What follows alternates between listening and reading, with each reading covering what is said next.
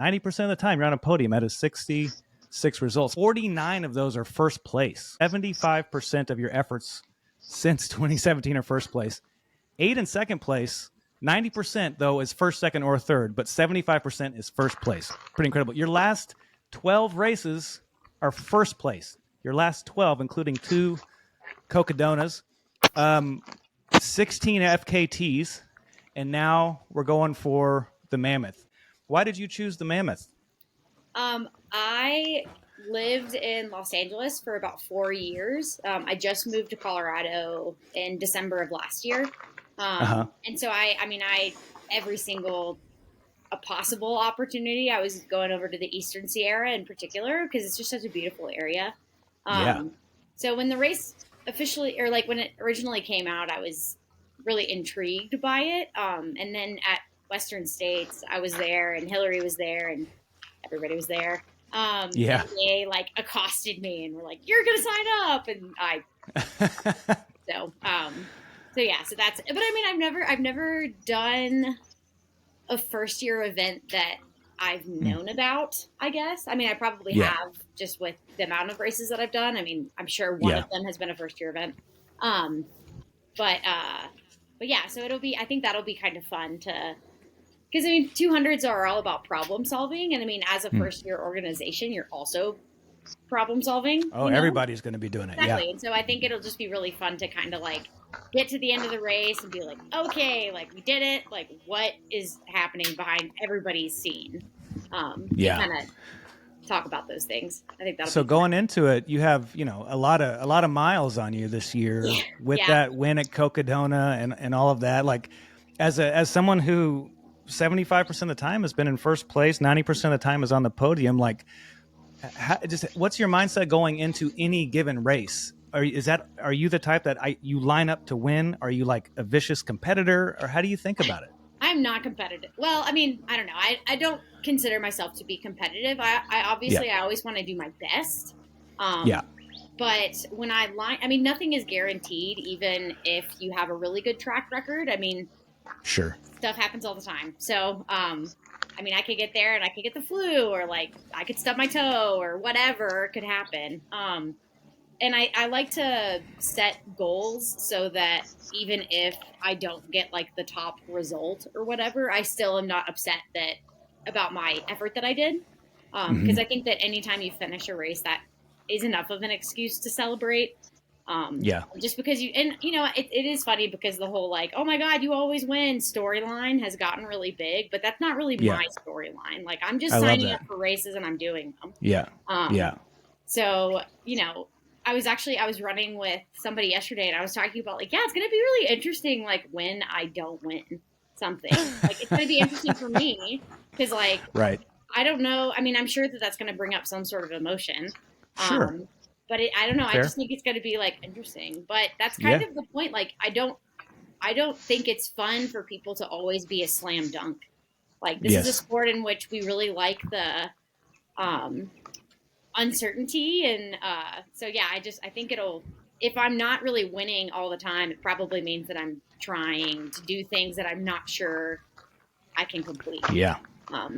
Gosh, that's incredibly fair. Well, let me pass it off to my dude Wolf Runner over there, Brian, who's in the desert right now, mid-run. Oh, no. Morning. Like you're in the middle of he just wanted to bring the Cocadona feelings to the interview. Awesome. Yeah, no, it's a good backdrop here, but good morning, Rachel. So you talked about it already. It's an inaugural year. You're aware of it. Any extra precautions or planning that goes into that? Especially with the 200, do you think you're building in more contingency plans or reliancy, or no? I tend to be pretty like self-reliant anyway. Like I got started in this scene mostly on FKTs, to be honest, and all of them have been self-supported, except for one that was kind of accident. Like my friends met us. It's like, dang it, now it has to be supported.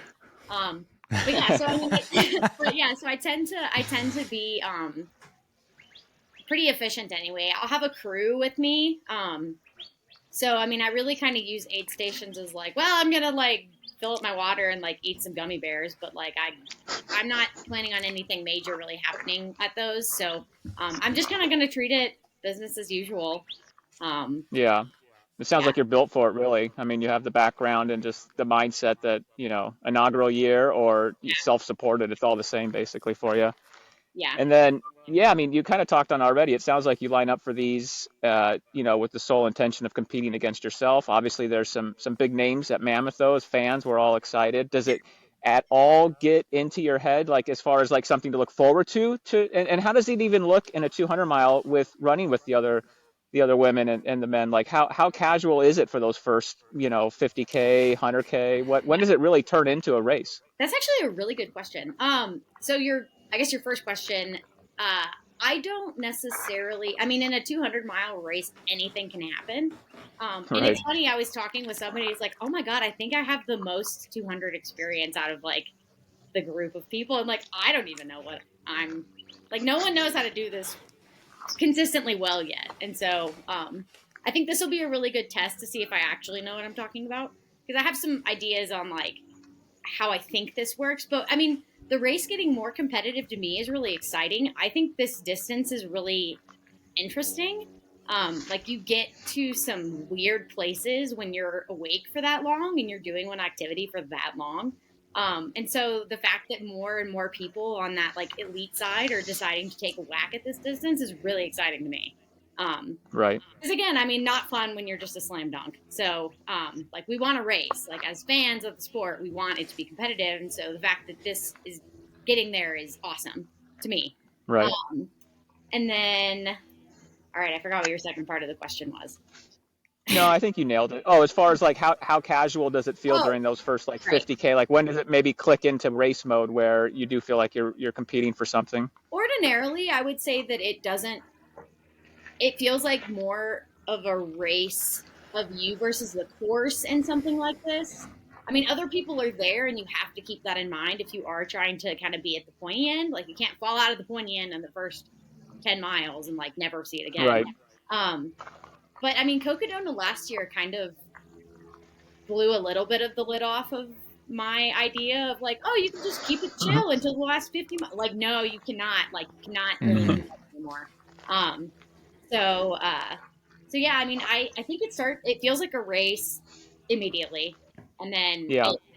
but I mean, it really is like 100-miler. You just have to like, it's like 100-miler stretched out. So kind of like the same ideas that you get when you are pacing for 100-miler and like that kind of thing. Like you can take those ideologies and put them in a 200 and they'll be effective. Like, obviously don't start out too fast, but don't start out so slow and conservative that you knock yourself out of the running. Because Right. then, I wrote a little like piece on how to, in my opinion, run a multi-day event.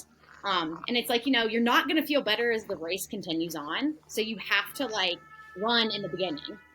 Because the only thing that's going to happen if you start out too conservatively is the front of the pack's going to be finishing 7.5 hours in front of you. Like, Right. so you do have to put your nose in it a little bit. And that, I think, especially as people are trying this distance out that are on the elite side for the first time, I think that will probably lead to some like learning that happens, which I'm also excited about because I think that turns us all into better competitors when we learn how to Yeah, do totally. it. Yeah. So yeah, anyway, I don't know. Yeah, it's a race immediately. But I think it is important, especially if you're, I think you got to save something for the last third.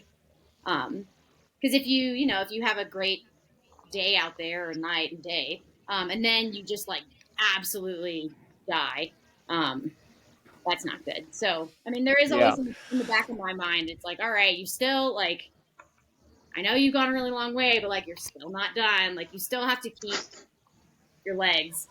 That you start having a cat. We like cats. Yeah, it's got to be wild because you're thinking like I got to save my legs while also thinking like, well, hopefully I've got a second or third or fourth win coming. So it's like this balancing act of am I saving something or just hoping I resurrect again for the fifth time? Yeah, I mean the thing that I've done quite a lot of like fixed time events, like the 48 and that kind of thing.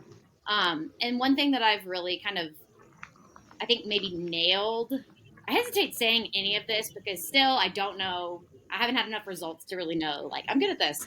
But one thing that I've experimented with quite a bit is something that I call barely manageable pace. because I mean, you can't really ever go out too hard, but again, you can't really go out too conservatively. So yeah, I mean, I've spent a lot of 48-hour races trying really hard and like, okay, well, this feels like it's barely manageable. So like, and it's annoying because you really can only know what that pace is after the fact, because either it worked or it didn't. But yeah, so that's kind of the strategy that I employ is like, I'm still trying and I'm still trying hard the whole time. But you just can't be foolish because it's just such a long way. And like, if you blow up at mile 70 in a 100-miler, it's not that big of a deal. If you blow up at mile 70 in a 200-miler, like, yikes, so.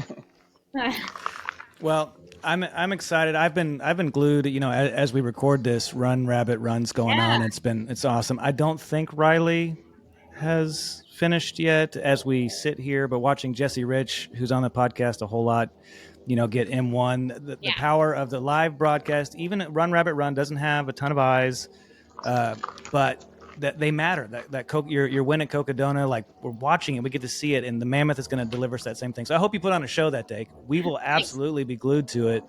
And thank you for entertaining us. We personally love the prize money. For me as a fan, it just makes me even more excited to know that maybe even if it matters 1 ounce more to you and makes you that barely manageable pace, maybe you compromise something. You go a little crazy, do something a little different. Like for me as a fan, I think, I like that. I want that for entertainment. And then for the elites alone, just love the idea of seeing you get paid for the hard work you're putting in. So good luck that day, and let's do this again soon. Okay.